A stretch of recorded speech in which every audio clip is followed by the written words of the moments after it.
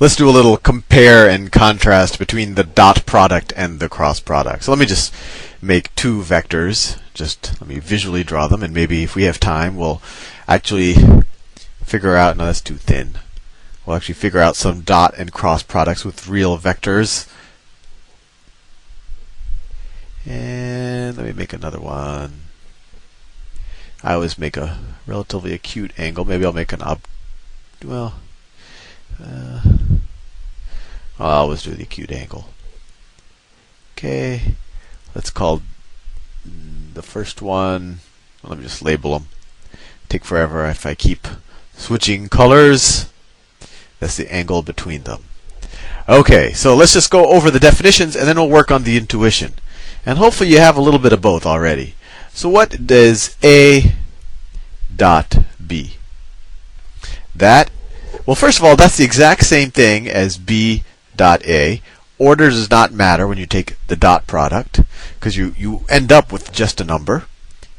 And that is equal to the magnitude of A times the magnitude of B times cosine of the angle between them. Fair enough. Let's look at the definition of the cross product. What is A cross B?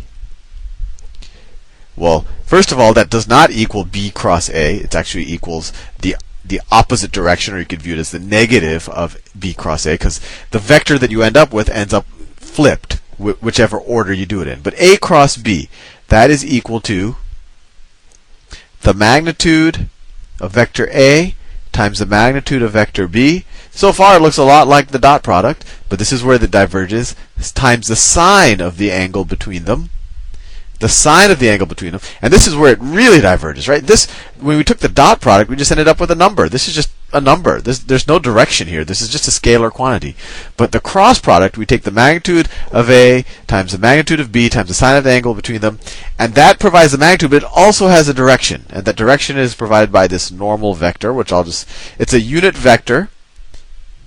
The unit vector gets that little hat on it. It's a unit vector, and what direction is it? Well, that's defined by the right-hand rule. This is a vector. It's perpendicular, so perpendicular to both A and B.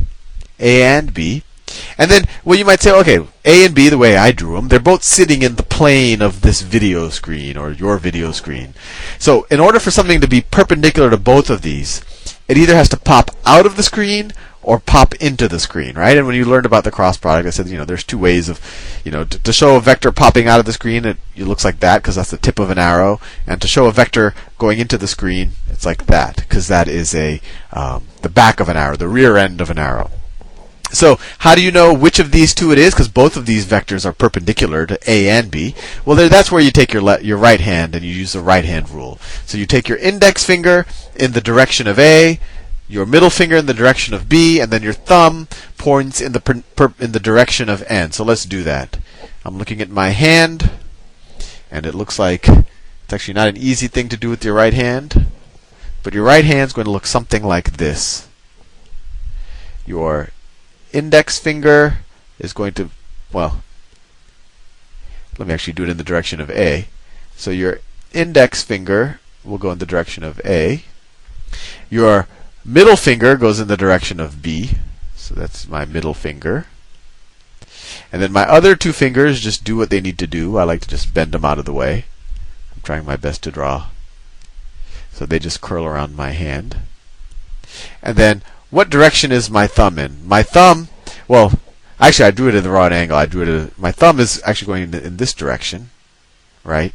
Into the page.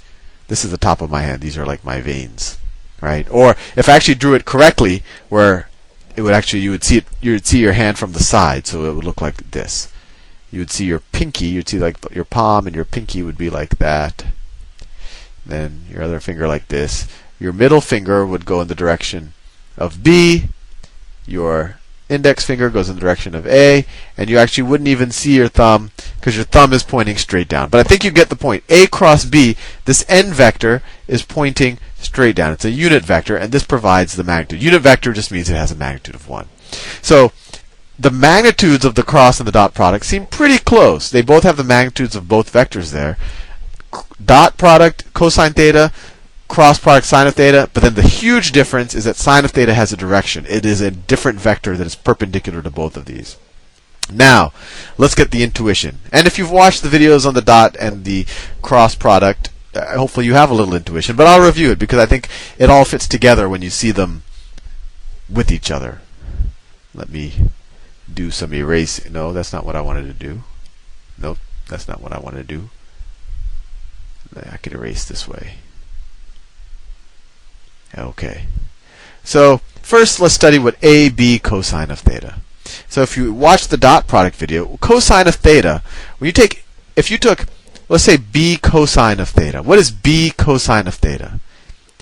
B cosine of theta, and you can work it out on your own time. If you say cosine is adjacent over hypotenuse, B cosine of theta is actually the magnitude of B cosine theta is actually going to be the magnitude if you dropped a perpendicular. I'll do it in a different color here.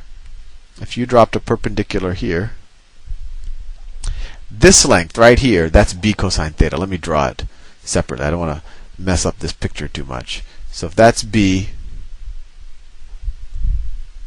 now I'll get the same A. No, I was going to use the line tool. If that's A, and now the rest of it I'll just do in one color to save time. If that's B, that's A. This is theta. B cosine theta is if you drop a line perpendicular to A, this is a right angle. B cosine theta, adjacent over hypotenuse, is equal to cosine theta. So it would be the projection of B going in the same direction as A. So it would be this magnitude. That is B cosine theta.